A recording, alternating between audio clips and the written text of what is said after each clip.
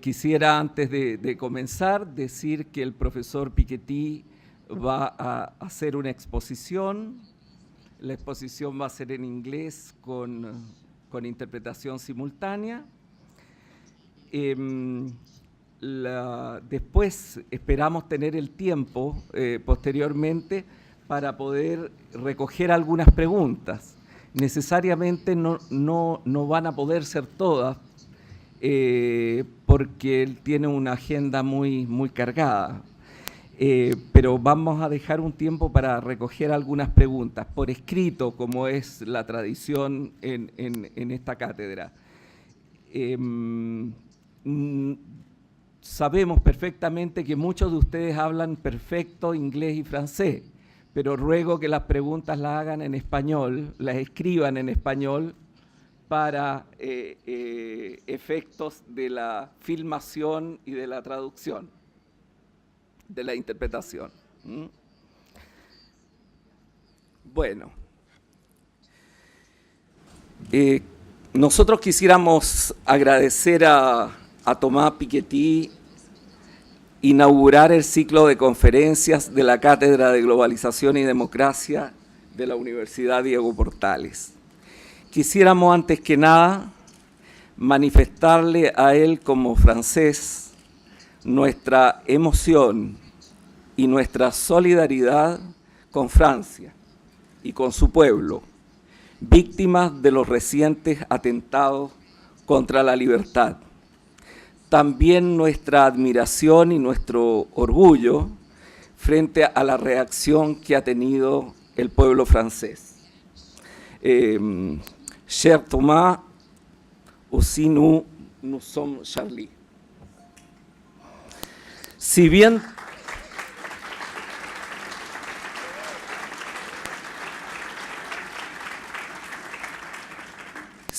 Thomas Piketty goza de un enorme reconocimiento gracias a su libro El Capital del siglo XXI, su actividad creativa ha sido fecunda desde mucho antes y muy precozmente. Director de estudios de l'École de Haute Étude en Sciences Sociales, profesor de la Escuela de Economía de París, ha realizado un valioso trabajo de investigación tanto en Europa como en los Estados Unidos, obteniendo en el año 2013 el premio Irjo Jansson de la Asociación Económica Europea. Su reciente libro es un gran libro que culmina un largo camino de investigación y reflexión. Pero como en una ocasión lo escuché bromear en París sobre el hecho de que su libro, no por ser una superventa, era un libro súper leído, quisiera recomendarles cálidamente de hacer frente a las 1000 páginas, creo que en la edición española son menos, son 700 páginas, porque vale la pena. Se trata de un libro serio y riguroso de economía, pero rompe muchos esquemas, recurre permanentemente a la historia, a la política y también a la literatura, ilustrando su detallada reconstrucción estadística con un fresco social para explicar los cambios en la renta del capital y del ingreso. Piketty saca conclusiones, buscando la complejidad y rechazando respuestas simplistas o monocausales, acudiendo a los clásicos, pero separándose de ellos sin complejos. No es un libro profético o partisano. Nos explica el crecimiento de las desigualdades rechazando el determinismo económico, haciendo caer más de un mito, señalándolo que no se puede entender el desarrollo del capital en el siglo XXI sin conocer un largo recorrido anterior, con fases diferentes, algunas marcadas por divergencias y otras por convergencias, con un fuerte rol de las guerras mundiales del siglo XX, con diferencias institucionales y conceptuales en las diferentes culturas sobre cuáles son los límites y la aceptabilidad de los niveles de la desigualdad. Sus propuestas para disminuir el crecimiento de las desigualdades están marcadas por una idea de un Estado social de mayor justicia, marcado por impuestos progresivos, marcados por lo posible, como diría Claude Lévi-Strauss, más por un humanismo modesto que por un humanismo exasperado. No quiero prolongar esta presentación más allá de mi entusiasmo y le doy la palabra al profesor Piketty, sin antes dejar de agradecerle una vez más su presencia y por permitirnos leer un libro de economía tremendamente importante, pero donde también está Balzac, la Jane Austen y los mismísimos publicistas de Mad Men. Muchas gracias. Por favor, profesor Piketty.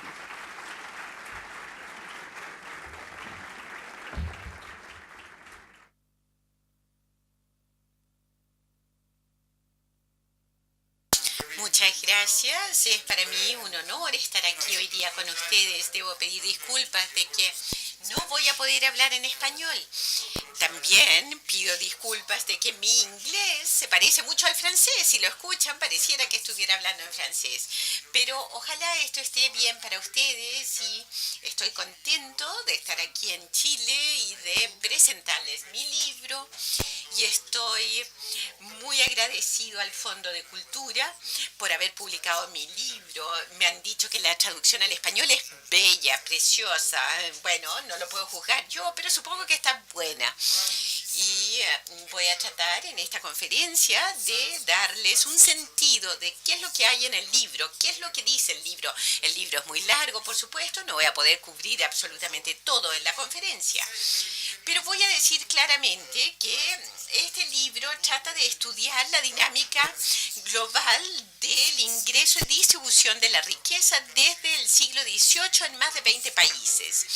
Y esto proviene de un programa de recolección de datos históricos. No hay forma que yo hubiese podido recoger todos los datos históricos que se presentan en el libro solo. Tuve la gran fortuna de contar con colaboradores, colegas, Tony Atkinson, Emanuel Sáez para Estados Unidos, Facundo Alvaredo de Argentina, que ha jugado un papel importante en este proceso de recolección de datos. Hemos tratado de cubrir la mayor cantidad de países posibles y por lo tanto el tema de la desigualdad ha sido un tema de investigación de suma importancia por largo tiempo, incluyendo en el siglo XIX, con muchos economistas como Ricardo y Marx, colocando el tema de distribución en el largo plazo en el centro del análisis. Ahora, lamentablemente hay limitaciones y no hay muchos datos disponibles y hay límites en lo que uno puede decir si no se tiene datos. Y realmente hemos podido recoger este material histórico a una escala que no era posible antes. Hoy día es tanto más fácil por las nuevas tecnologías de la información, recopilar toda esta información. Y otra razón por qué no se había hecho esto antes es porque esto era visto como demasiado histórico para la economía y demasiado economista para los históricos. Entonces realmente por eso no se recopilaban los datos sobre ingreso y riqueza. Con Kuznets en 1950, que comenzó haciendo este trabajo, pero no se extendió a escala sistemática o a más países o más años, sino que hasta muy recientemente. En esta presentación voy a mostrar algunos de los resultados y conclusiones del libro, pero si quieren tener un mejor sentido más amplio del material, pueden ver este sitio web donde encontrarán todas las series estadísticas y todas las cifras y tablas que hay en el libro. Ahora debo decir, y pido disculpas, de que Chile y América Latina no juegue un papel más amplio en mi libro. Pero esto no es totalmente mi culpa y es porque el acceso a datos o información fiscal histórica en América Latina es más difícil que la recolección en otros países de otras partes del mundo. Espero que en el futuro estos existan y se pueda hacer más trabajo histórico sobre desigualdad del ingreso y riqueza en países como Chile. Estamos tratando de extender este trabajo a la mayor cantidad de países posibles. O sea, no es una opción que uno diga, no, voy a cubrir estos países y no más. Voy a comenzar con los datos de ingreso y luego voy a pasar a la desigualdad de la riqueza, que es aún un tema más importante en el largo plazo y en lo que lo que he tratado de presentar en el libro. Una gran parte de los datos de ingreso que presento en el libro viene de la base de datos de ingreso de los ingresos más altos globales. Y aquí tenemos, a ver, aquí los países en rojo o en negro ya están en la base de datos. Los países en azul, que incluye ahí a Chile y Brasil, están a punto de ingresar a esa base de datos. Por lo tanto, ¿qué significa ingresar a esa base de datos? Es que hemos tratado de recoger todos los datos históricos sobre ingresos que hemos podido encontrar para un país dado. Generalmente es la fuente más antigua de información viene del impuesto a la renta propiamente tal.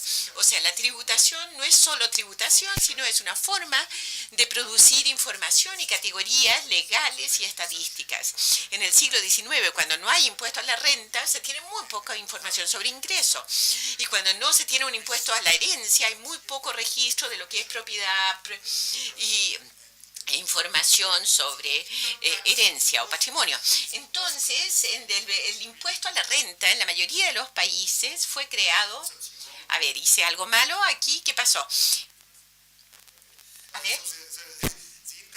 El impuesto a la renta en la mayoría de los países se creó entre 1900 y 1920.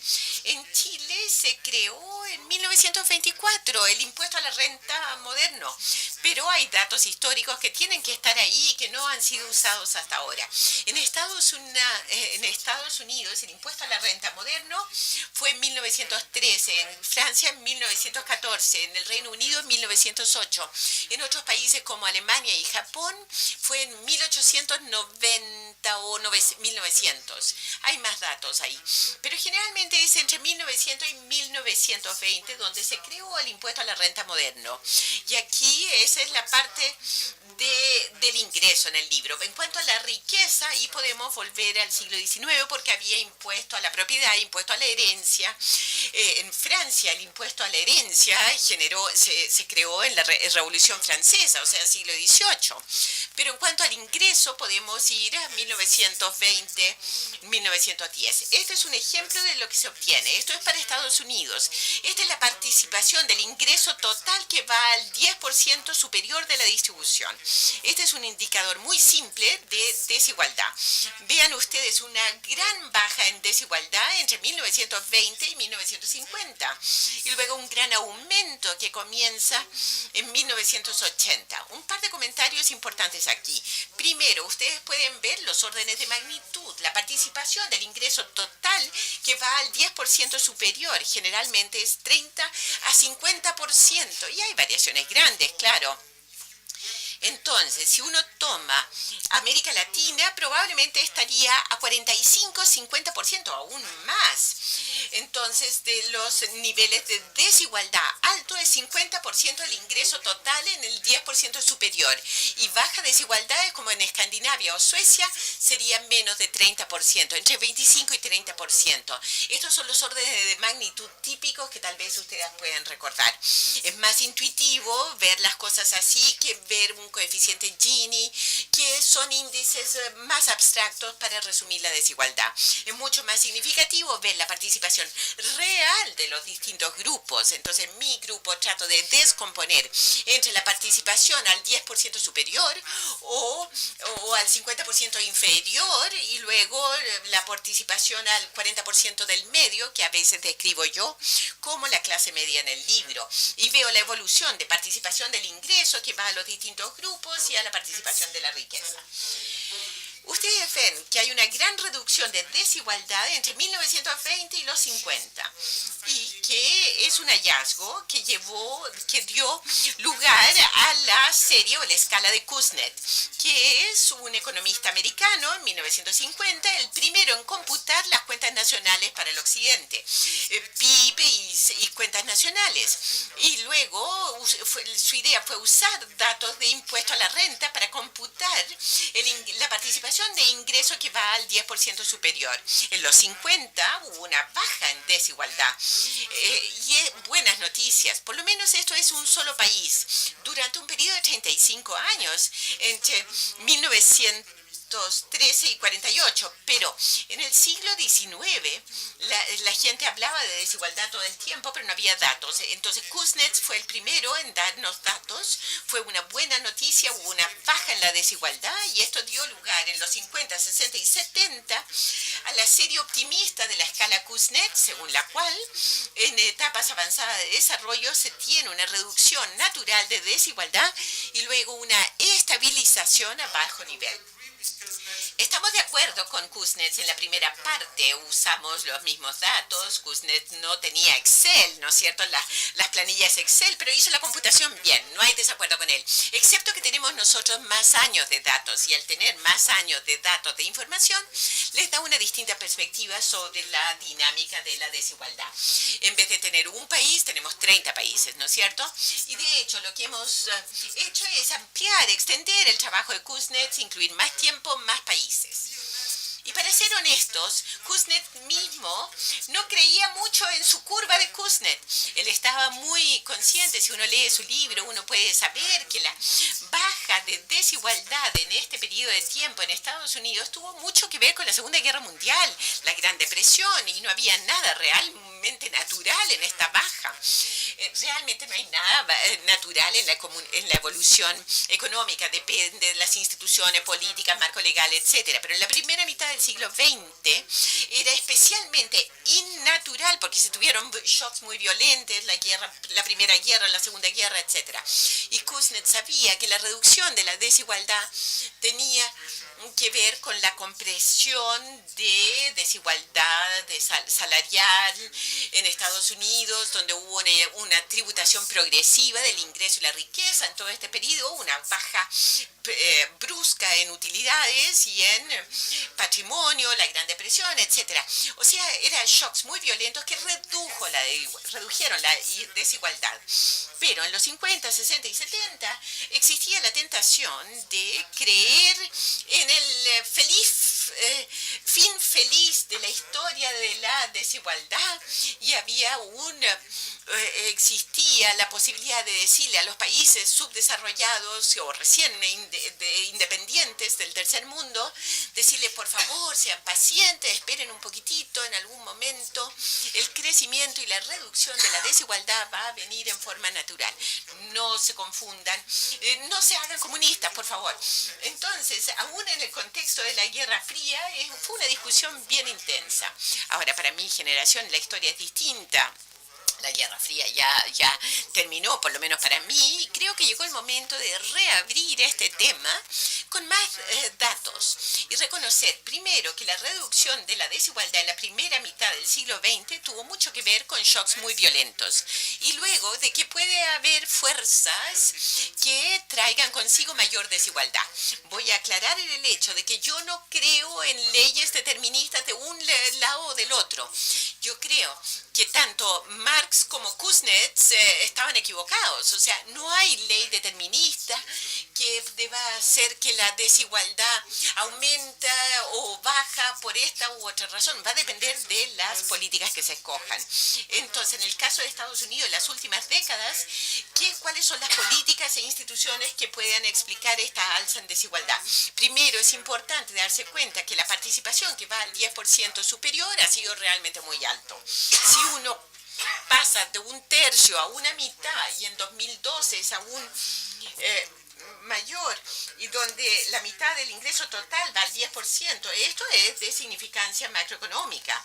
No es simplemente algunas pocas personas que se hacen muy ricos y que realmente son muy pocas. Aquí en la teoría esto tiene significado macroeconómico y significa que en las últimas décadas 70% del crecimiento económico de Estados Unidos fue absorbido por el 10% superior y más aún por el 1% superior. Entonces, dado que el desempeño de crecimiento de Estados Unidos no fue tan bueno, solo 1.5% del PIB, y si 70% de esto va a la parte superior, no está muy claro que si es que esto sea un buen negocio para el resto de la población. O sea, la significancia macroeconómica es importante aquí.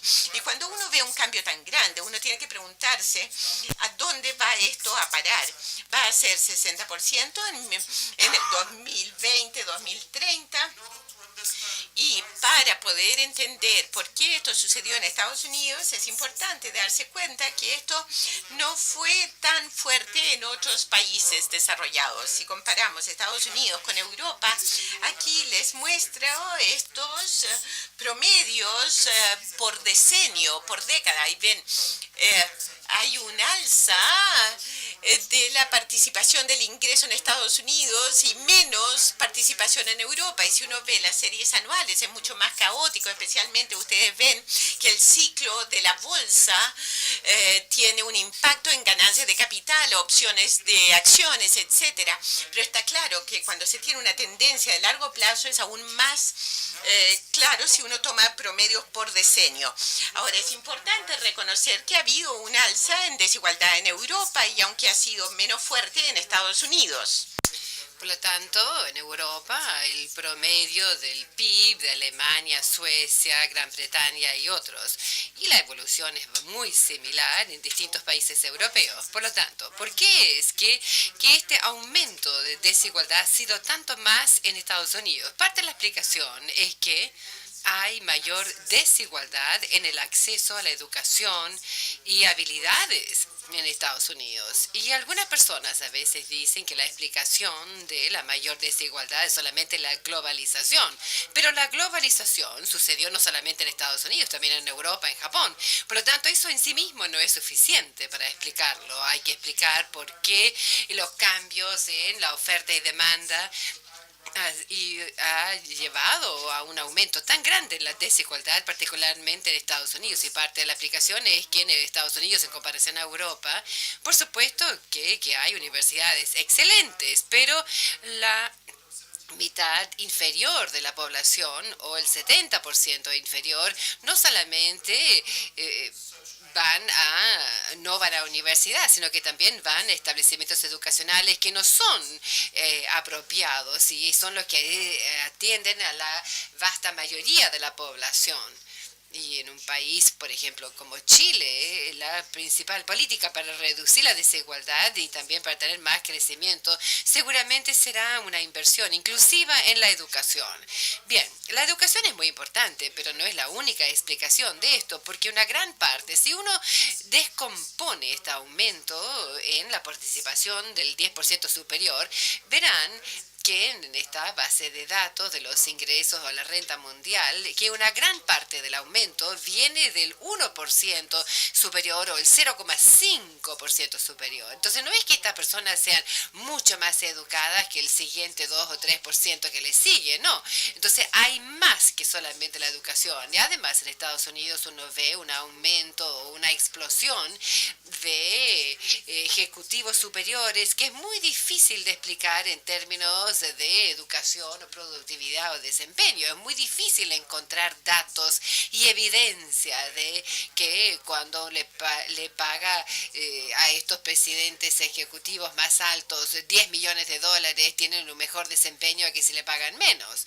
Entonces tiene que ver mucho más con la forma en que estos altos ejecutivos se forman, pero también con su capacidad de poner las personas correctas en los lugares correctos. Y seguramente habrá una baja marcada en la tributación de estos segmentos. Y esto particularmente es importante debido al aumento de ejecutivos en este nivel. Además, el hecho de que el promedio remuneración hoy en Estados Unidos es mucho menos de lo que era 50 años atrás, que es muy inusual para un país, y esto seguramente ha jugado un papel muy importante. Por lo tanto, hay una mezcla de explicaciones educacionales, fiscales, de gobernanza corporativa y demás que explican este gran aumento de la desigualdad en Estados Unidos. Y lo que quisiera hacer ahora es pasar a otro conjunto de evolución en más de la participación del ingreso, la desigualdad en la riqueza, un mecanismo que tal vez podría jugar un papel incluso más importante que este aumento de la desigualdad del ingreso. Entonces, por lo tanto, pasemos ahora a la desigualdad de la riqueza.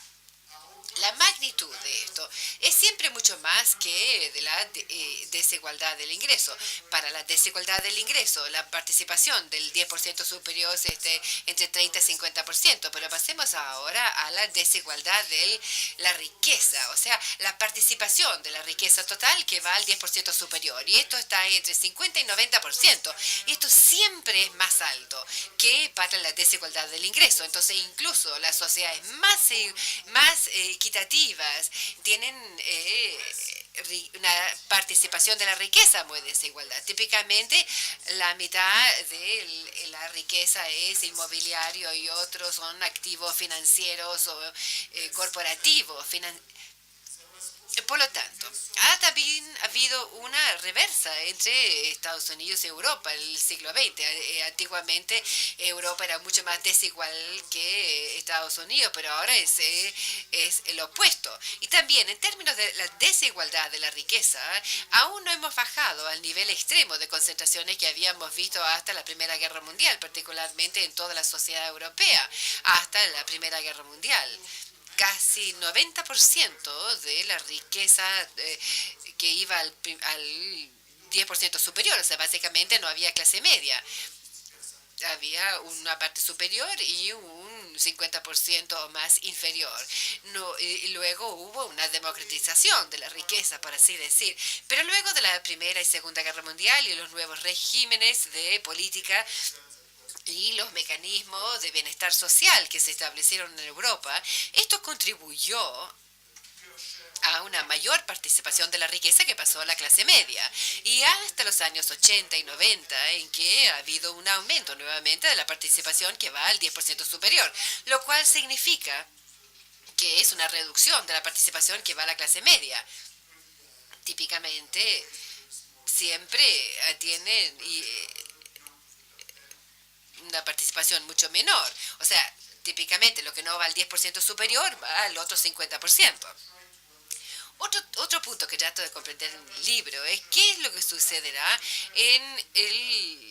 con la clase media. La participación de la clase media continuará reduciéndose y aumentando la participación del 10%, o aumentará la parte que va a la clase media. Esto es parte de lo que estoy intentando responder en el libro. Es muy importante darse cuenta que aun cuando la desigualdad y la riqueza sigue siendo menos de lo que era hace un siglo atrás, el valor mercado de la riqueza ya ha vuelto a lo que teníamos hace un siglo atrás. Por lo tanto, es muy importante distinguir entre el valor total de la riqueza y la forma en que ésta se distribuye. Por ejemplo, si ven el valor total de la riqueza, pueden ver que Europa ha pasado por un patrón en forma de U en el último siglo. Y esto es la relación de riqueza e ingreso total, el valor total de la riqueza o del capital en función del ingreso nacional. Por lo tanto, los países europeos, entre 6 o 7% de riqueza del ingreso nacional. Luego esto bajó la Primera y Segunda Guerra Mundial, pero particularmente debido a la destrucción y particularmente de la escasa inversión durante el periodo de guerra, en que la mayoría de los ahorros privados se utilizaban para pagar la guerra y por lo tanto la deuda pública se desapareció después de la Segunda Guerra Mundial y también había muy poca riqueza privada después de la Segunda Guerra. Y también los controles redujeron el valor de la riqueza o capital privado. Pero hay una serie de factores que explican esta gran reducción en el capital privado, particularmente en Europa. Pero luego sí hubo una recuperación en el periodo postguerra, en parte debido a razones naturales. No había nada de malo en la acumulación de la riqueza, entonces, pero el hecho de que el valor total de la riqueza, no deberíamos tener nostalgia de los años 50 o 60, o sea, mi libro no es un libro pesimista, y a veces oigo que las personas son muy pesimistas o incluso leen mi libro en forma apocalíptica y esto me entristece porque no ha sido mi visión del mundo.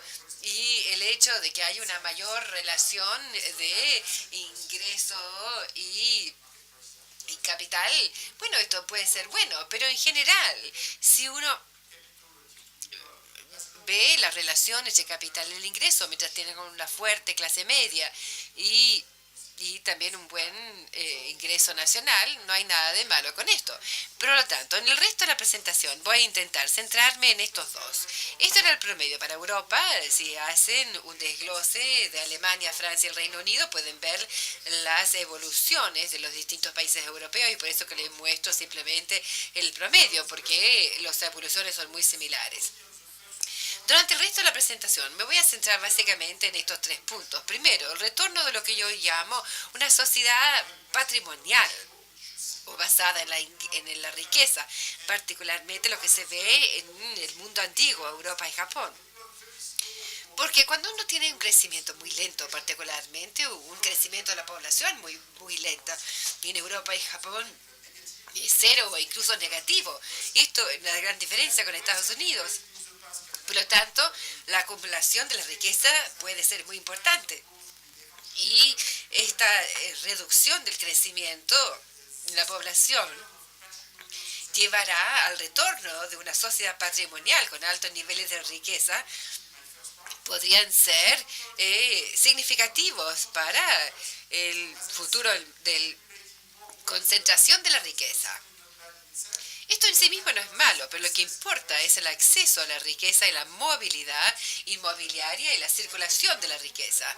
Un determinante importante de la riqueza es la brecha entre la tasa de retorno, R, y la tasa de crecimiento de la economía.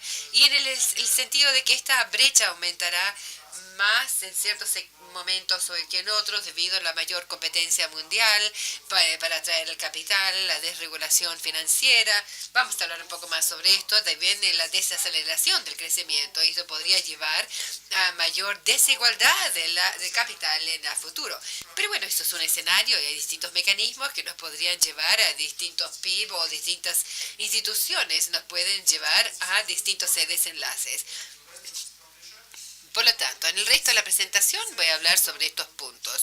Primero, algunos puntos sobre Chile, América Latina y en comparación a lo que les he demostrado acerca de Europa y Estados Unidos. Quisiera decir que lamento porque me encantaría mostrarle Europa, Estados Unidos, América Latina y comparar, y es muy posible que si nosotros hiciéramos esto, encontraríamos un nivel de desigualdad para América Latina más cercano a los niveles más altos que tenemos aquí, más que a los niveles más bajos. Pero no tenemos la historia completa, los datos completos para hacer esto. Entonces, la desigualdad del ingreso se sabe que es muy alto en Chile y también en toda América Latina. Probablemente esté subestimada y sea incluso más, porque normalmente Las medidas de la desigualdad que tenemos se basan en las encuestas de hogares, y el problema con las encuestas es esto, es información autoinformada. Y esto típicamente subestima la desigualdad. Ahora, hay un estudio reciente de dos economistas chilenos, Fairfield y Jurat, y se sugiere que el 1% superior en Chile podría ser uno de los más altos del mundo. No, pero yo no quisiera recalcar esto demasiado, pero sí es suficiente para concluir que debiéramos utilizar más los datos fiscales en Chile y América Latina. Y también para la desigualdad del ingreso y de la riqueza, seguramente muy alta, pero en realidad no lo sabemos.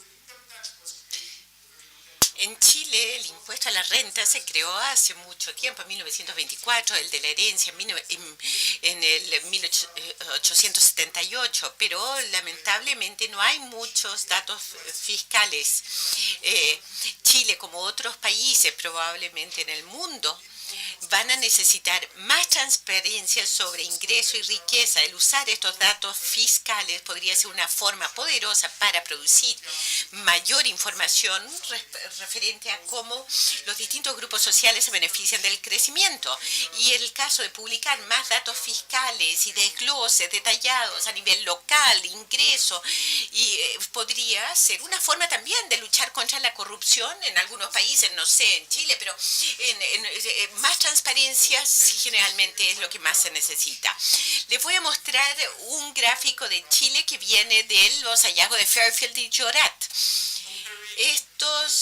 Esto compara la participación del 1% superior en Chile y Estados Unidos. Entonces pueden ver, si solo usan el ingreso fiscal informado, excluyendo la ganancia de capital, excluyendo las utilidades retenidas, entonces la desigualdad en Chile se ve un poco menor que en Estados Unidos. Y luego, si uno usa los datos de utilidades retenidas y trata de hacer un ajuste para el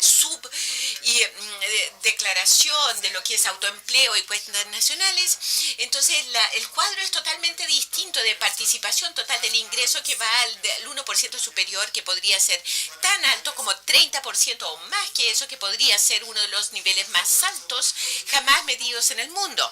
Ahora, no quiero sacar mucho de esto porque lamentablemente no tenemos más años de datos, tendríamos que tener mucho más tiempo de datos y no es perfectamente comparable entonces con otros países que tienen más. Pero esto muestra que estos temas son importantes y que deben ser estudiados mejor. Si esto es cierto en Chile, también es cierto en otros países de América Latina. Por lo tanto, este es un gráfico de Brasil donde se puede ver que pasando de los datos de encuestas a hogares a datos fiscales, hace que Brasil sea mucho más desigual. Según los datos de las encuestas de hogares oficiales, Brasil es menos desigual que Estados Unidos, pero si usamos los datos fiscales, que son los que usamos para Estados Unidos, entonces Brasil es mucho más desigual que Estados Unidos. ¿Cuál está correcto? Bueno, probablemente los datos fiscales son mejores. Los datos fiscales probablemente en sí son un subcálculo, porque hay evasión tributaria y una serie de cosas que no hacen que funcione tan bien. Pero es importante tratar de usar los datos fiscales más. Esto es para el 1% superior. Ahora, para el 10% superior en Brasil, se ve que usando los datos fiscales no solo cambia el nivel de desigualdad, sino también la tendencia. Entonces, en vez de tener una baja en desigualdad, se tiene un aumento, y eso es bien importante, contar con los datos correctos. Lamentablemente no tenemos datos para el periodo previo, anterior, y espero que los próximos meses y años vamos a poder compaginar e incluir países como Brasil y Chile en la base de datos mundial en línea para tener una perspectiva de largo plazo de las participaciones de ingreso superior. Ahora, según los datos de encuestas oficiales, hay una baja en desigualdad continua, comenzando en distintos niveles, pero con los datos fiscales se tiene un aumento y no tenemos los datos fiscales antes del 2004. O sea, al final de cuentas, no sabemos realmente. No sé. Esto es suficiente evidencia para decir que se necesita mejorar la transparencia y los datos fiscales sobre ingreso y riqueza en América Latina y Chile. Ahora vuelvo vuelvo a mi presentación y a los dos puntos principales que quería decir. Vuelta de una sociedad patrimonial y con respecto al retorno de una sociedad patrimonial, el alza de la razón capital-ingreso, ya les he mostrado estos gráficos para Francia, Alemania y Reino Unido. Ahora me voy a centrar en el periodo más reciente, que ve 1970-2010, y les voy a mostrar series anuales en vez de décadas o promedios de décadas. En los promedios de décadas todo parece muy plano, muy simple y muy fácil, pero la historia de la desigualdad y del capital nunca es plano ni suave, siempre es caótico. Entonces es difícil colocarle un precio al capital, o sea, los precios de los bienes raíces y mercado bursátil son muy volátiles y eso crea mucha inestabilidad, impactando la economía y la sociedad. Y si uno ve series anualizadas, esto es muy visible. Les voy a mostrar entonces el periodo 1970-2010 con más países que solo Francia, Reino Unido y Alemania. Aquí hay un aumento general en la razón, riqueza e ingreso, pero muy caótico. Es importante darse cuenta, y según los libros de textos de economía, o según algunos, la razón capital, producto de esta razón, riqueza e ingreso, debería ser una constante. Ahora, ojo con los libros de economía, porque a veces que se asume que es una constante, y si se tiene un solo punto de datos, entonces todo va a ser constante.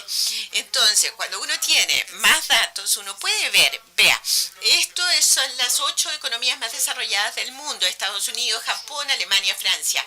Estas son cuentas nacionales. Hoy día tenemos estados generales oficiales, cuentas nacionales, viendo los valores de mercado de activos y pasivos. Y ven que todos los países estaba en 2 a 3 años de ingreso nacional en los países ricos, y hoy día es de 4 a 7 años. Es importante entender la razón de esta evolución.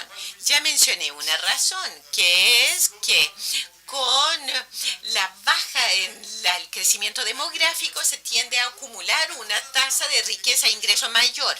Otra parte de la explicación es el alza en los precios inmobiliarios de bienes raíces. Japón, 1990, enorme aumento en los precios de la vivienda. Y en España recientemente sucedió. Este es el mismo gráfico para España, y vean que la burbuja española en 2007 era aún mayor que la burbuja japonesa. O sea, la razón de riqueza privada, ingreso nacional, llegaba hasta 8 años de ingreso nacional en riqueza privada. Entonces, el hecho de que el precio de la vivienda y de la bolsa pueden tener variaciones enormes, eso crea muchísima volatilidad. Y obviamente es mucho más peligroso cuando se tienen 8 o 7 años de PIB en riqueza que solo cuando uno tiene 2 o 3 años de PIB en riqueza. Entonces, si usted usted comienza de 8 años de PIB en riqueza, bueno, eso puede tener consecuencias enormes en la economía. Esto tiene implicancias para lo que es regulación financiera. Si hubiésemos tenido estos datos antes, tal vez hubiese sido más fácil para el Banco Central Europeo o el Banco de Japón de calmar el proceso o acotarlo. Y esto también tiene consecuencias para la política fiscal. Cuando uno tiene una razón de riqueza e ingreso más alta, esto significa mayores precios de bienes raíces. Esto significa que para la nueva generación que quieren tener acceso a la propiedad, esto va a ser difícil. Si no se tiene una riqueza de familia heredada y usted solo depende del ingreso laboral y quiere comprarse un departamento en Madrid, bueno, tiene que tener un ingreso laboral muy alto. Y esto era en 1970, donde era mucho menor. O sea, esto tiene consecuencias para la política fiscal sobre cuánto uno quiere gravar el ingreso laboral y la propiedad o el impuesto a la herencia. Finalmente, hay otra parte de la explicación para esta alza en lo que es razón de riqueza privada e ingreso, y que es esta baja de la razón de... A ver, aquí he colocado el aumento de la riqueza privada e ingreso. ¿Y qué ¿Qué es lo que es riqueza o capital público?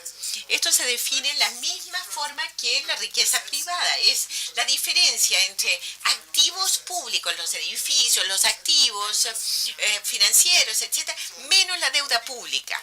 O sea, el capital público puede ser negativo. Vean, Italia, ahí está ahí bien abajo, en el 2010 tiene un capital público negativo, o sea, hay más deuda pública que activos públicos. Entonces, aunque el gobierno italiano vendiera todos sus activos públicos, todos los edificios públicos, todos los colegios, todos los hospitales, no habría suficiente para amortizar la deuda pública. Yo no estoy diciendo que deberían hacerlo, ¿no es cierto? Pero muchos se quedarían choqueados si hubiese que pagarle renta a los dueños privados de los colegios a los cuales enviamos a nuestros niños. Aunque sé que Chile ha sido muy imaginativo en esta dimensión en décadas recientes, pero la mayoría de los países no consideramos esto como buena estrategia. Entonces, no estoy diciendo que Italia haga eso y venda todos los edificios públicos, pero sí quiero recalcar que de cierta forma es lo que estamos haciendo ya, porque cuando se tiene una deuda pública que es mayor que el valor del activo público, se está pagando interés sobre esta deuda pública que podría ser más alta que la renta que uno le pagaría a los dueños de los colegios. Entonces, en Italia en este momento pagan 6% del PIB cada año en pagos de interés por la deuda pública. Muchos de ellos a sí mismos. ¿Por qué? Esa baja en riqueza pública ha contribuido al alza de la riqueza privada. Italia está en la parte de abajo de lo que es capital público, pero está encima, en la parte de arriba del gráfico, en lo que es capital privado. Porque cuando se tiene mucha deuda pública se privatizan los activos y alguien compra eso. Entonces es parte de la razón por qué la riqueza privada ha aumentado tanto en Italia. Hoy día el gobierno italiano está gastando 6% del PIB en pagos de interés a sus propios ciudadanos por la deuda pública, mientras que el presupuesto total del sistema universitario en Italia es un solo por ciento del PIB, o sea, se está colocando 5 o 6 veces más dinero público en pagos de interés que lo que se está invirtiendo en el sistema de educación superior, que no es la mejor forma para preparar a las generaciones futuras, ¿no? Ahora, yo no digo la privatización de activos públicos expliquen la baja en el capital público junto con un aumento en la deuda pública. La privatización de los activos a veces se puede justificar, pero creo que uno no puede ir demasiado lejos. El capital, si es cero o negativo el capital público, se ha colocado entonces varias limitaciones al gobierno de invertir en infraestructura pública o educación pública. Por lo tanto, hay que encontrar algún equilibrio. Y en general, la baja en el capital público ha contribuido a este aumento considerable en el capital privado.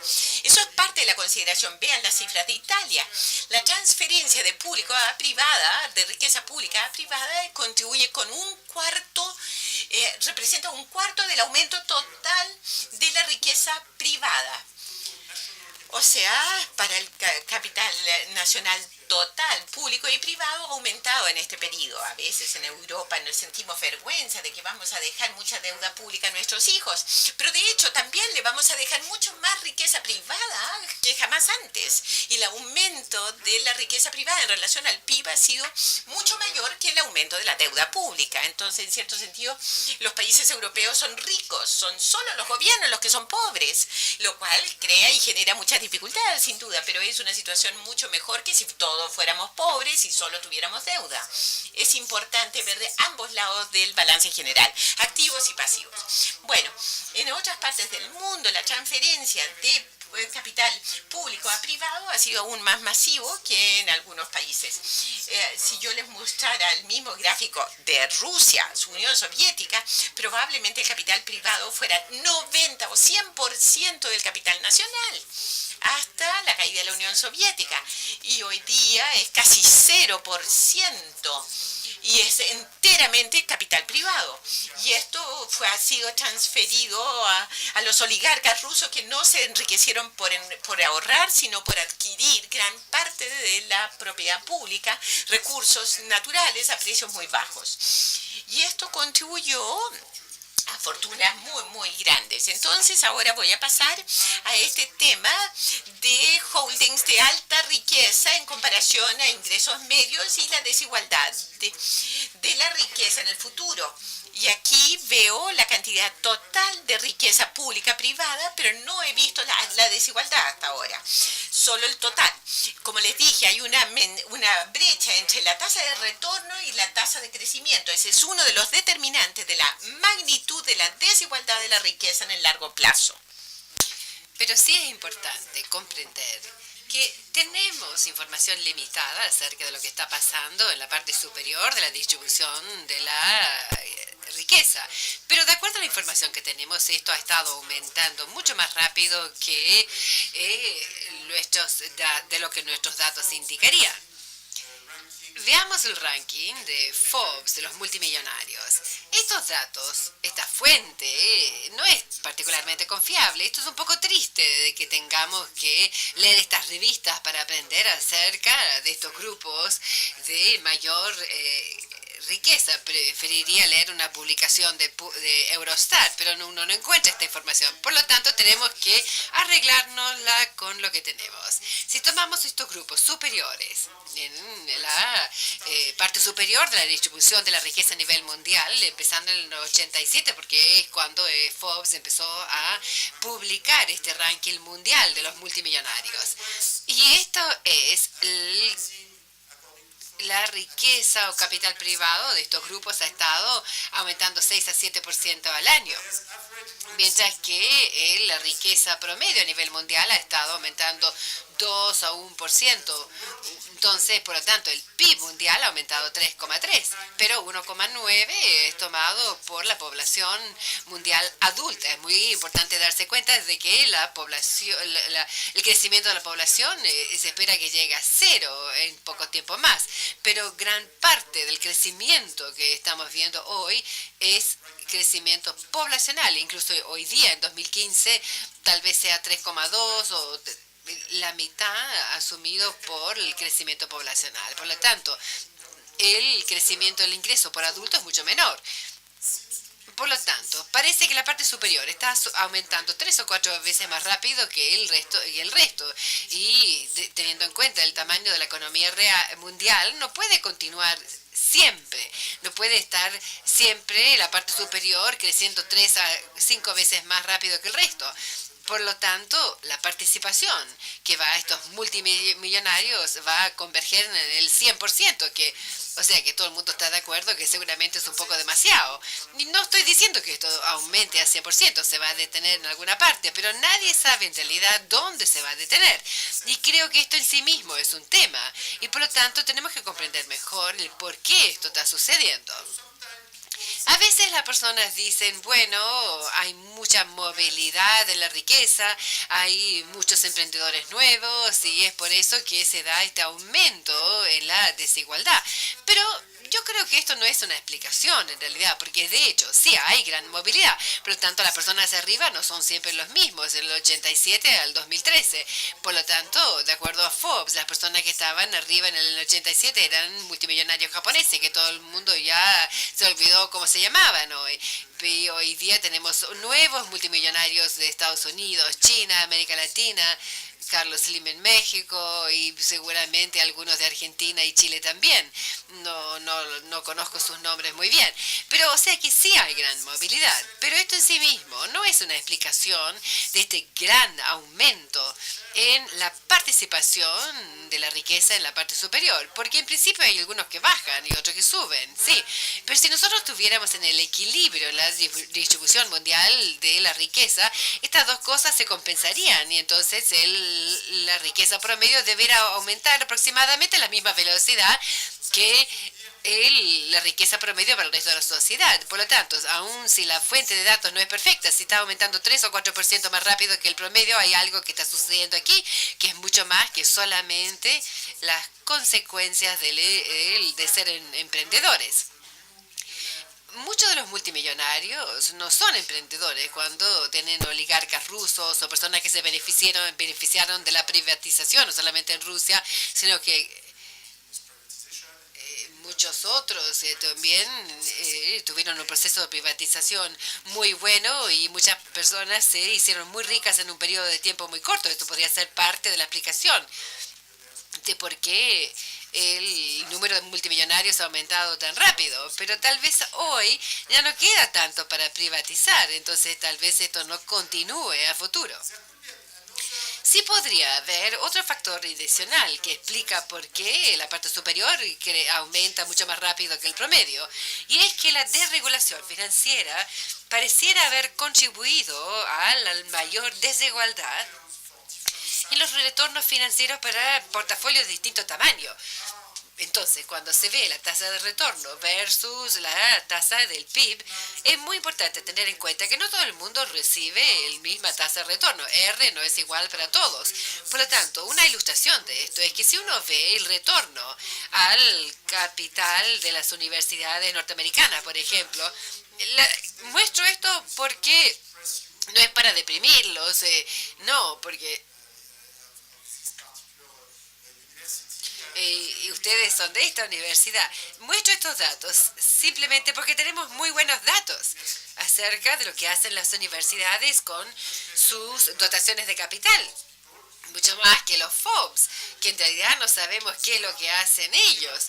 Pero, bueno, aquí hay universidades norteamericanas publican sus estados financieros con sus portafolios y sabemos qué es lo que hacen con sus inversiones. Y lo que nosotros encontramos es que tienen retornos muy altos, 8,2% en promedio desde el año 80 al 2010. O sea, estos son verdaderos retornos después de deducir la inflación y todos los gastos de gestión, etcétera. Esto es capital neto, 8% es bastante bueno. Uno no está diciendo que va a ser igual de bueno en los próximos 30 años. Seguramente este periodo ha sido particularmente bueno, pero igual van a continuar haciendo las cosas muy bien. Y también pueden ver que cuanto más alta la dotación inicial, mayor es el retorno. Y si ven las tres universidades más importantes, Harvard, Yale y Princeton, bueno, ¿cómo hacen esto? Claramente no están poniendo sus fondos en bonos del Tesoro norteamericano. Hay algunos que lo hacen, no sé por qué, pero claramente las universidades norteamericanas no lo han hecho hace muchísimo tiempo. Lo que sí están haciendo es que tienen sus fondos en derivados financieros muy complejos o de commodities o de capital privado y le pagan mucho a ciertas personas para hacer esto. Bueno, y aunque le pagan mucho a ciertas personas, son tan grandes que gastan solamente 0,3% todos los años en gastos de gestión. Pero debido a que tienen una dotación que ahora es más de 40 mil millones de dólares, 0,3%, está por encima de $1 millón al año. O sea, si ustedes gastan $1 millón al año para pagar a sus gestores, bueno, pueden pagar un grupo muy bueno, porque son de alto costo, claro, pero pueden pagar a un grupo de gestores muy buenos y vale la pena porque están teniendo unos retornos muy buenos, pero si tienen una dotación de 100 millones de dólares, que ya es grande para muchas universidades, no van a poder pagar 100 millones al año en costos de gestión. Si tienen $10,000, bueno, tal vez mejor le pida asesoría a sus amigos y no van a llegar a este tipo de retornos. Bueno, el modelo del texto económico, la sofisticación financiera y lo que los mercados perfectos deberían darle, que todo el mundo debiera tener acceso al mejor retorno del planeta. Uno debería poder ir al banco con sus $10,000 e invertirlo en China la mañana siguiente y todo el mundo va a tener un retorno más alto del planeta. Pero parece que en el mundo real no funciona así. En el mundo real la desregulación financiera parece haber contribuido a retornos muy altos por las personas que tienen acceso a productos financieros muy complejos. Y hay muchas personas que se les venden activos financieros de menor calidad y sus retornos son mucho menores. Si esto está pasando solamente en las universidades, tal vez no sea tan malo, porque ya están haciendo cosas muy útiles con sus fondos. Pero si esto genera desigualdad entre universidades, sí podría ser un problema. Pero si son personas individuales, ya es un problema más serio. Ahora, esto es muy interesante, comparar Esta tasa de retorno del 10%, 8% al año a el monto financiero que se tiene en manos las universidades, porque estamos viviendo en un momento en que la gente es muy ingenua y excesivamente optimista en cuanto a cuánto pueden obtener de la filantropía privada. Entonces, a veces se dice, bueno, no necesitamos tributación, simplemente esperemos que un multimillonario venga y nos ceda parte de su riqueza y eso es. Y la tributación es retrógrada, etcétera. A mí me encanta la filantropía privada. Yo he contribuido a la Escuela de Economía de París y esto no es problema.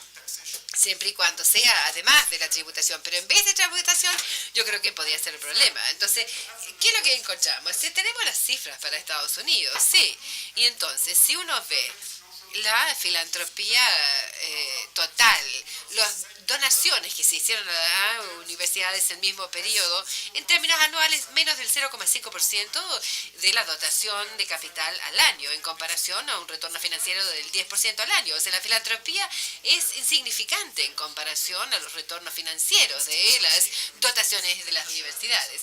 Es muy útil a veces y también puede ser bueno para que le acepten sus hijos en Harvard, sí, pero si uno quiere utilizar esto para explicar que por qué la dotación de Harvard ha pasado de 3.000 millones en el 30, 40 y a lo que tienen hoy no es gracias a la filantropía, no. Por lo tanto, creo que es muy importante ver estas cifras y no estar involucrado en un debate meramente teórico. Quisiera concluir, porque ya he hablado demasiado tiempo. Bueno, no hay que decir eso, si no, no dejaría de hablar nunca. Bueno, voy a tomar algunos minutos para hacer una conclusión y quisiera pasar a las implicancias de esto para la política y qué podemos hacer al respecto. Voy a ser muy claro, a mi modo de ver, no es que haya una sola respuesta en términos de política a esta desigualdad. Es una combinación de cosas, políticas, instituciones, el tema educacional, las dotaciones, todo esto es muy importante. Entonces, la tributación progresiva de la riqueza es muy importante y cuando tienen un gran desequilibrio en el proceso de acumulación de la riqueza, vemos los grupos más ricos que aumentan el 6-7% al año, cuando el resto en promedio aumenta 1%. Bueno, habría que tener un impuesto a la riqueza progresiva. Y será muy bueno tener información acerca de lo que están haciendo estos grupos más ricos. Tenemos que tener datos mejores de lo que nos da la revista Forbes para poder justificar lo que estamos diciendo. Pero esto sí le da una sensación del tipo de impuesto que se podría tener para limitar o restringir este aumento indebido de la riqueza. Si no está aumentando estos niveles, ya no habría necesidad de hacer ningún impuesto progresivo. Pero yo no sé cuál debiera ser la tasa, pero lo que sí sabemos es que necesitamos tener más transparencia a fin de adaptar nuestras políticas e instituciones a lo que sea la evolución que se dé. Entonces, más transparencia, impuestos más progresivos. Y quisiera concluir diciendo que la historia de los impuestos y la desigualdad está lleno de sorpresas y es muy poco predecible. Y si uno ve este breve resumen de los impuestos a la renta en Estados Unidos, Reino Unido, Alemania y Francia entre el año 1900 y 2013, pueden ver que hay muchas sorpresas. Hace un siglo atrás no había impuesto a la renta o muy bajo en estos países y muchas personas dicen que el impuesto a la renta nunca se iba a dar, pero se sucedió. O sea, hay cosas que suceden todo el rato, porque la historia de la desigualdad y la tributación no es meramente una historia económica, no, es una historia de control. Y por eso que me refiero a la representación colectiva de la desigualdad en mi libro, porque al fin y al cabo es muy político esto y depende mucho de las opciones colectivas que tomamos. En este caso específico, quisiera ser muy claro. Estas son las tasas de impuesto a las rentas superiores, que se aplican al nivel de renta más alto. Una tasa que se aplica a menos del 1% de la población y a veces incluso menos, 0,2 o 0,1% de la población. En Estados Unidos la tasa superior era muy alta durante muchísimo tiempo y si sacan el promedio del 1913-1980, en promedio 82%. O sea, incluso en algunos momentos bajo Roosevelt subió a 91 y en otros bajó a 70 y tanto. Entonces se saca un promedio dentro del periodo 82%. Y parece que esto no destruyó el capitalismo norteamericano, porque si no ya nos hubiéramos enterado.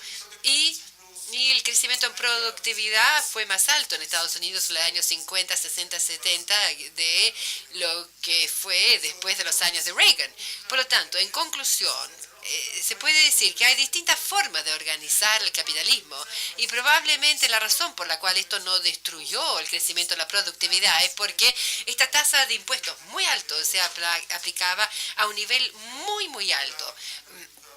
Un ingreso de más de $1.000 millones y probablemente no sea tan útil para pagarle a los altos ejecutivos en millones de dólares.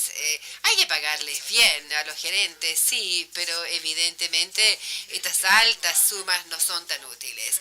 Bueno, ahora, no les estoy diciendo exactamente qué hacer, pero creo que es importante tener un mejor conocimiento de la historia que se llama evolución y que la gente tiende a olvidar.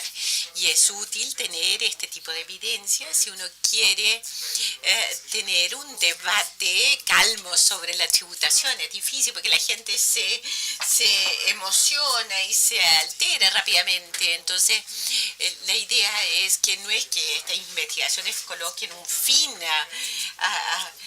sino que tener un debate más científico, más basado sobre hechos, que es lo que normalmente tenemos.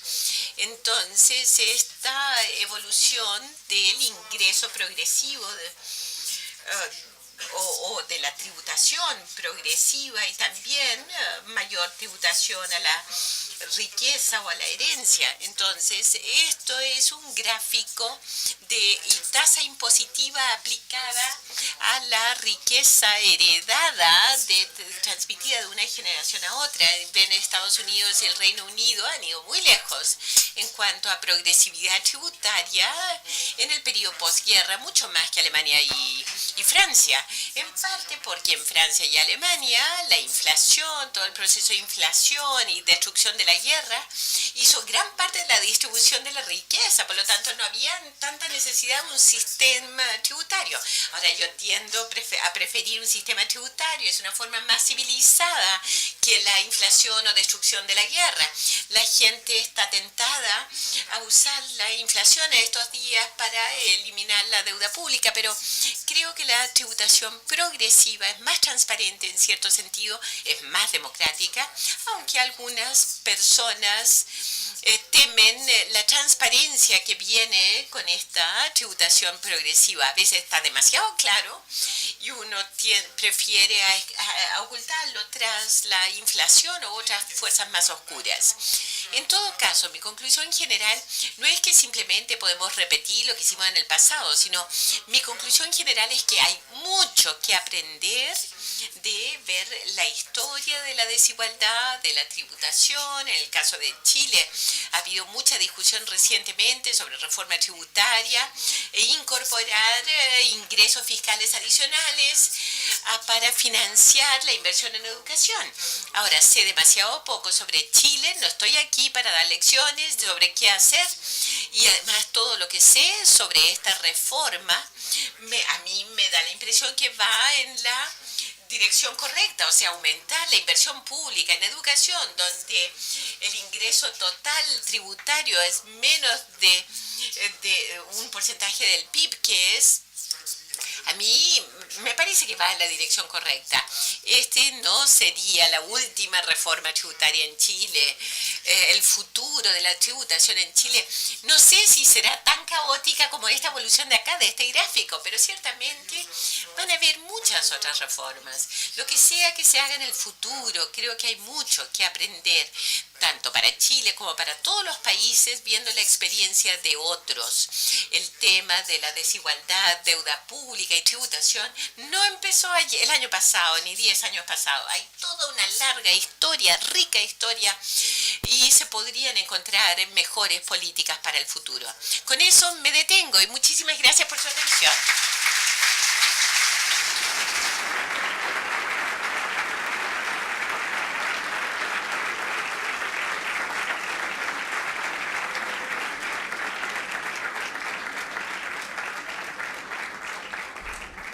Muy bien, agradezco a Tomás esta brillante conferencia. Tenemos, yo creo, tiempo para tomar unas 3 preguntas. No, por escrito. Mira, las preguntas por escrito, a veces nos preguntan por qué las pedimos por escrito.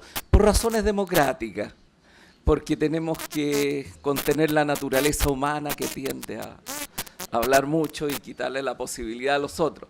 Entonces, por favor, las preguntas por escrito. Gracias. Ya, yo creo que con estas tenemos y está.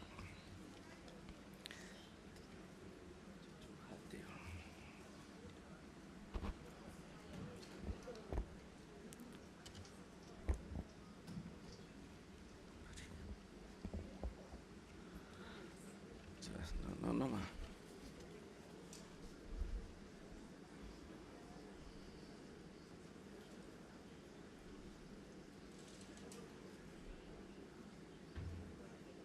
Ya.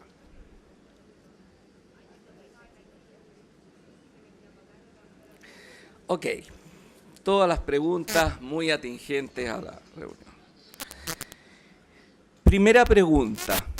Voy a leerla lentamente para la interpretación. ¿Tiene cabida, en su opinión, la instauración del ingreso básico universal propuesto por Philip van Parijs como mecanismo para luchar contra la desigualdad y el desempleo?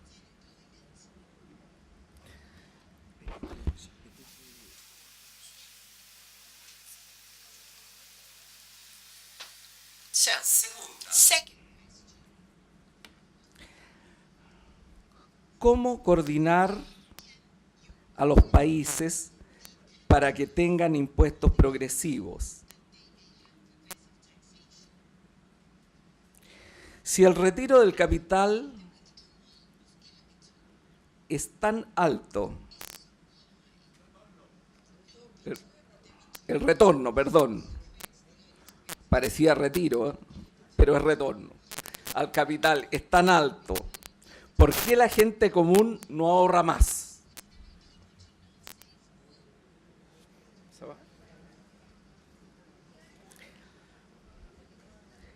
Tercera, históricamente la innovación tecnológica ha aumentado el empleo.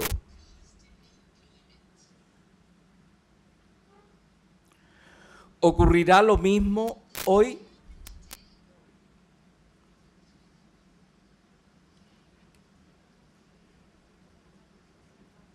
Le doy la palabra a Tomás para que responda estas 3 y vemos cómo andamos con el tiempo. Go ahead. Muy bien. Entonces, muchísimas gracias por estas interesantes preguntas. Entonces, voy a comenzar con el ingreso básico. Ahora, va a depender cuán universal usted quiere que sea. Si es un ingreso básico en cuanto a familia, prestaciones, hijos, etcétera, claro, hay políticas que ya tenemos en una serie de países europeos y es una buena política.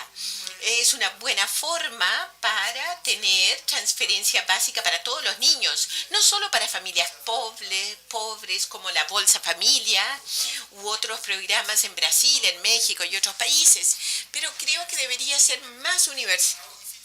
Ahora, si es ingreso básico para todo adulto, independientemente de los niños, no estoy tan seguro que esté a favor de eso. Creo más en tener transferencia en especie como derechos básicos, el derecho a todos los servicios, a servicios educacionales, etcétera. Hay un problema, el problema con el enfoque simplemente en efectivo es que en el pasado, de la visión de Milton Friedman, esto era visto como, bueno, usted hace esto y no tiene que preocuparse de la transferencia en especie y otras políticas sociales.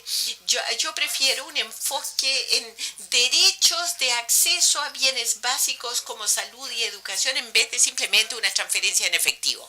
Pero hay un equilibrio a encontrar entre ambos. La coordinación internacional. Si es fácil para los países coordinarse para tener más transparencia financiera y más tributación progresiva, no es fácil. ¿Es imposible? No, tampoco es imposible. Es difícil, pero posible. 5 años atrás, muchos países o muchas personas decían que el secreto bancario en Suiza iba a quedarse para siempre y tomó un par de sanciones contra los bancos suizos para cambiar la ley. Y ahora estamos pasando lentamente, pero en la dirección correcta de transmisión automática de información en activos transfronteras. Y tomó un poco de sanciones, se requirieron solo unas sanciones. Ahora es una pena que los países europeos no pudieran resolver el problema por sí solos antes, porque habían pocos paraísos fiscales, si se quiere, pero esta es una forma optimista de ver. Si uno toma sanciones adecuadas, correctas, se puede progresar. Pero uno no puede pedir, muy amablemente, mire, paraíso fiscal, deje de ser paraíso fiscal. Hay que colocarlo esto en línea con los beneficios o los países pueden obtener de una opacidad hacia una transparencia. ¿Por qué no ahorramos tanto si tenemos tanto retorno financiero? Como dije en mi charla, no todos tienen estos retornos financieros elevados. Si son 8 o 10% al año, no se obtiene esto si usted va al banco hoy día. No sé, yo no conozco a su banquero, pero si usted va al banco con 10.000 o 100.000 dólares o con 500.000, la inversión, las estrategias que le propondrán será una tasa de retorno real, sería bastante pequeña de hecho, entonces puede ser un argumento para lo que es un esquema de ahorro colectivo en algunos casos y también si hay un retorno tan alto, recuerden que son muy inciertos. Entonces a veces hay que esperar 10 años o 20 años para tener un mercado, una recuperación de la bolsa. Entonces si usted ya es muy rico, no importa, ya está bien, pero si usted necesita pagar sus primeros $1.000 de pensión mensual, tal vez no quiere esperar 20 años, ¿no? Entonces es un debate complejo que ustedes conocen muy bien en Chile sobre esto y que podríamos hablar largo. La tecnología, la evolución tecnológica en el pasado creó más puestos de empleo, que va a ser lo mismo en el futuro. Yo creo en el crecimiento tecnológico. Sí creo en el hecho de que las fuerzas de mercado pueden producir innovación, progreso tecnológico y esto puede continuar en el futuro. Pero no debemos simplemente basarnos y depender de las fuerzas naturales para que esto suceda. Se necesitan instituciones democráticas sólidas, fiscales, de educación para asegurar que los beneficios del cambio tecnológico, de la globalización, beneficien a grandes grupos de la sociedad y grupos sociales distintos se beneficien del crecimiento en forma equilibrada. Toda la evidencia histórica que he colocado muestra y sugiere que no simplemente podemos asumir que las cosas van a ser como razonables, a un nivel de igualdad razonable. Y si uno piensa en tecnologías nuevas, ciertamente existe el potencial de igualizar a la sociedad y extender el acceso a la sociedad a tecnologías y bienes y capacidades. Pero en algunos casos las nuevas tecnologías pueden reemplazar la mano de obra humana y dada la velocidad puede ser excesivo, dado lo que estamos dispuestos a invertir en calificación, en habilidades. Algunas personas piensan que el alza en la participación de ingreso nacional yendo al capital en las décadas recientes tiene que ver con esta sustitución aumentada de capital por mano de obra. No es tan relevante. El alza en participación de la relación capital e ingreso tiene más que ver con los sectores intensos en capital como inmobiliario o energía que más bien con el alza de robots. No, que hoy día es muy pequeño, pero tal vez en el 2030, 2040 el alza o el crecimiento de nuevas formas de equipo de capital podría ser que se tenga más sustitución de capital y mano de obra con el tiempo. Pero en todo caso tenemos que prepararnos y nuestras instituciones para adaptarnos a estos cambios. No podemos suponer de que estos cambios siempre van a ir en la dirección correcta. Creo que nos queda tiempo aún para una pregunta y media. Entonces voy a seleccionar la pregunta y media. ¿Qué opina usted sobre la aseveración que el Estado debe reducirse al mínimo y no interferir en la iniciativa privada y no hacer muchas regulaciones?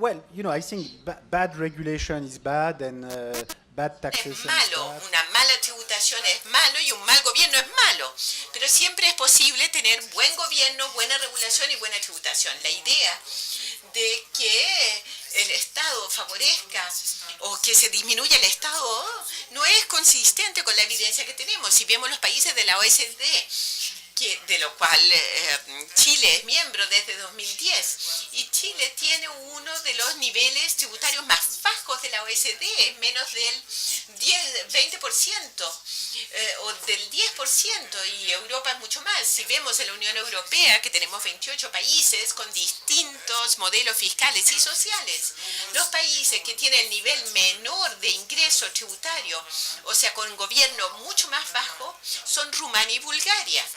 25% del PIB en ingresos tributarios.